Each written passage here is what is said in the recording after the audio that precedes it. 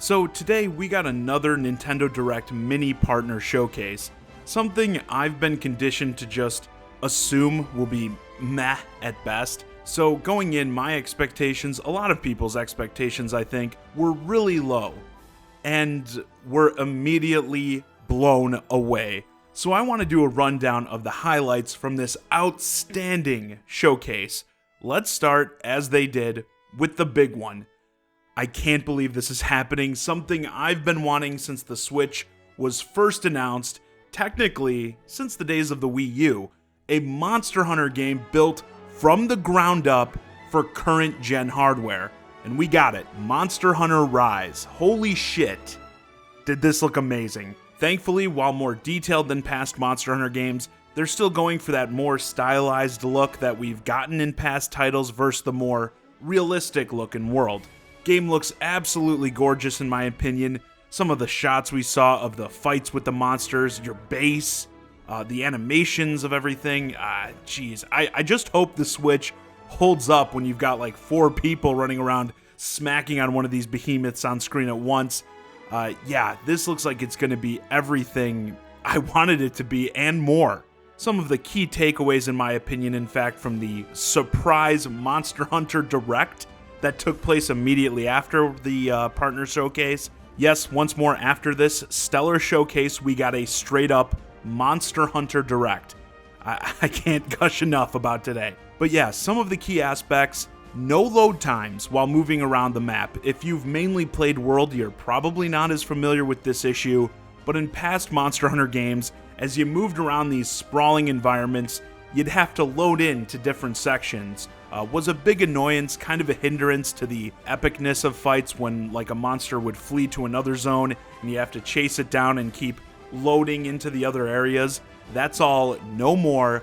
Traversal will be an even bigger part of the game. It's been a thing that, you climb rocks, hook shot around in that. But now you have this wire bug tool that acts as sort of a grappling hook and allows you to swing around in midair and get to some much harder to reach locations. Feels like that's going to be a huge help when it comes to pursuing the monsters. Also, the wire bug can augment like some of the attacks and stuff you have.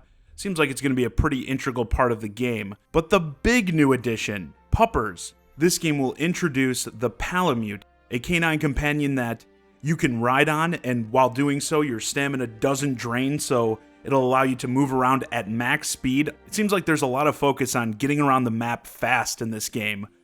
And they can also fight alongside you, like the Palico. They said the Palamute is going to be more of an attack companion, while the Palico will act more like a support. And just like with the Palico, you can outfit the Palamute in armor and all that good stuff to customize them. So good. Like, Monster Hunter is already such a great series, but adding doggos does make any game better. And we're also not going to have to wait long for this, as it is slated for release on March 26th of next year. 4 days before my birthday. Thank you for the gift, Nintendo. I really couldn't have asked for a better one. And the Monster Hunter news wasn't even done there. We got another game announcement, Monster Hunter Stories 2.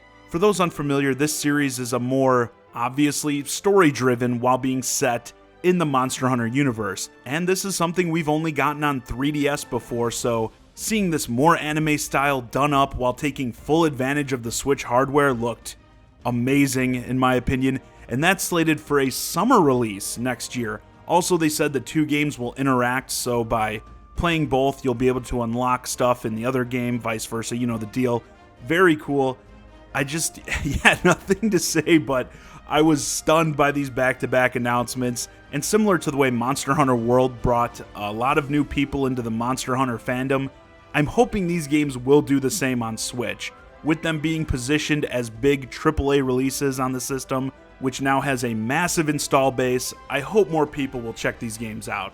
But that wasn't even it for the big announcements. Hades, the standout title from the previous Indie World showcase, at least I think it was Indie World, I can't keep all those things straight these days, was given a release date of today, so I'm definitely going to be checking that out.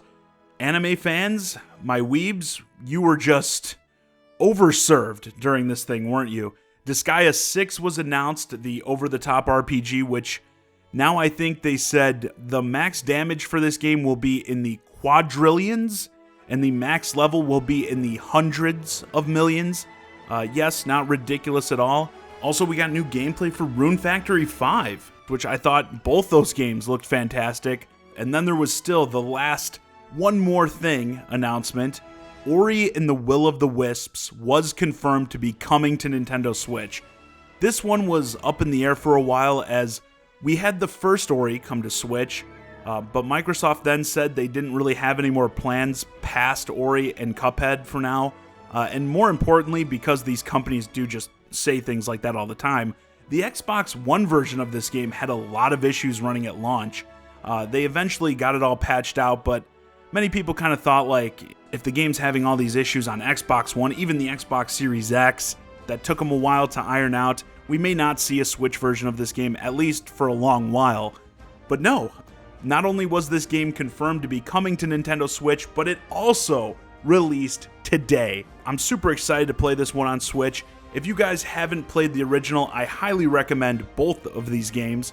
Some of the best Metroidvanias around, stunning graphics, a gripping story too, like, prepare for some big sad moments with these titles. This, of course, as with the past Microsoft published games, makes you wonder what else could be coming from the house of Xbox over to the Switch. Again, they said, oh, we have no plans past the original Ori and Cuphead just a little bit ago, and now we're getting this, so you'd have to assume this isn't the end. Lots of possibilities here. And this game also got an obnoxious collector's edition announced from IM8bit for the Switch. It's got all kinds of goodies, art, field guides, soundtracks, all that stuff complete in a really fancy looking box.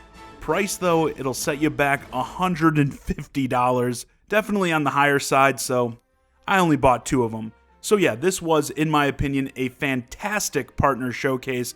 One of those instances where the low expectations really paid off, as after feeling like some of the recent presentations were on the weak side, and you combine that with some of the other more recent announcements and events Nintendo has put on, the Mario 35th Nintendo Direct, the Hyrule Warriors Age of Calamity announcement, and I feel like they're really turning things around. This is something I've said multiple times as I've complained a lot about Nintendo throughout this year in terms of the news and release droughts. It's like people went long periods with nothing new to play and didn't really have new stuff to look forward to either. Now it's like I've got Hades and Ori as well as the Mario 3D All-Stars collection to play this weekend. We've got Age of Calamity to look forward to in November, as well as the Pikmin port in October. And on top of that, next year is starting to take shape as we have the announcements of the 3D World port, SMT5, and the SMT3 remaster, as well as now these Monster Hunter games confirmed for 2021.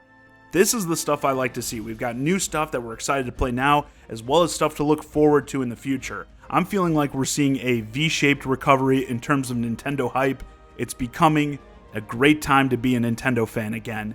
Anyway, with that, this video's a wrap. Let me know your thoughts on this latest Nintendo Direct in the comments. What were the highlights for you? Are you as pumped for these Monster Hunter games as I am? And how is your excitement levels in general in terms of the outlook for Nintendo over the rest of 2020 and beyond? Hey guys, I hope you enjoyed this discussion of the most recent Nintendo Direct Partner Showcase.